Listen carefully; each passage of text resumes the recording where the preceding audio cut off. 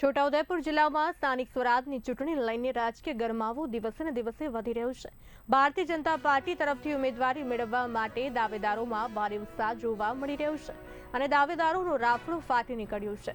બોડેલી નગરના Lakshmi party plot ખાતે ભાજપના નિરીક્ષકો દ્વારા દાવેદારોની સેન્સ પ્રક્રિયા હાથ ધરવામાં આવી રહી છે, જે 2 દિવસ સુધી ચાલવાની છે।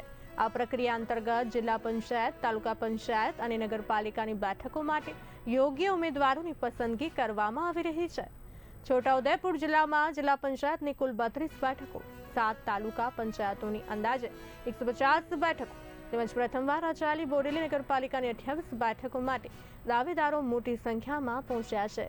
તાલુકાવાર બેઠકોમાં છોટાઉદેપુર તાલુકા પંચાયતની 26, સંખેડાની 18, ક્વાંટની 26, નસવાડીની 22, પાવી જેતપુરની 18, ગદવાલની 16 અને બોડેલી તાલુકાની 24 બેઠકોનો સમાવેશ થાય છે। આ પ્રક્રિયામાં એક ખાસ દ્રશ્ય ત્યારે જોવા મળ્યું જ્યારે ભાજપના સક્રિય વિકલાંગ કાર્યકર્તા પ્રમોદ તડવી પરવેટા જિલ્લા પંચાયત સીટ પરથી ઉમેદવારી નોંધાવવા પહોંચ્યા। આ ઘટનાએ દર્શાવ્યું કે પાર્ટીમાં નાનામાં નાનો કાર્યકર્તા પણ આત્મવિશ્વાસ સાથે દાવેદારી નોંધાવી શકે છે। આ સમગ્ર સેન્સ પ્રક્રિયા ભાજપના પ્રદેશ નિરીક્ષકો મયુરિકાબેન જાદવ તેમજ ધારાસભ્યો સીજે ચાવડા અને રાકેશ દેસાઈની હાજરીમાં ચાલી રહી છે। આમ છોટાઉદેપુર જિલ્લામાં ભાજપ દ્વારા સ્થાનિક સ્વરાજની ચૂંટણીને લઈને મજબૂત તૈયારી હાથ ધરાઈ રહી છે।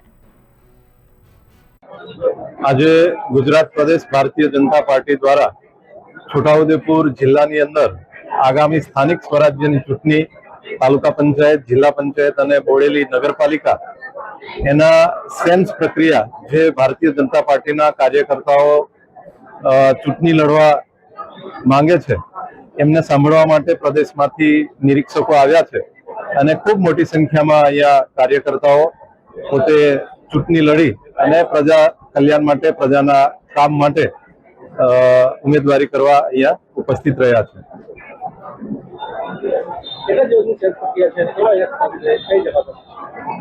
આજે અહીંયા છોટાઉદેપુર જિલ્લામાં બોડેલી લક્ષ્મી પાર્ટી પ્લોટ સેવા સદનની સામે સેન્સ પ્રક્રિયા હાથ ધરવામાં આવી છે।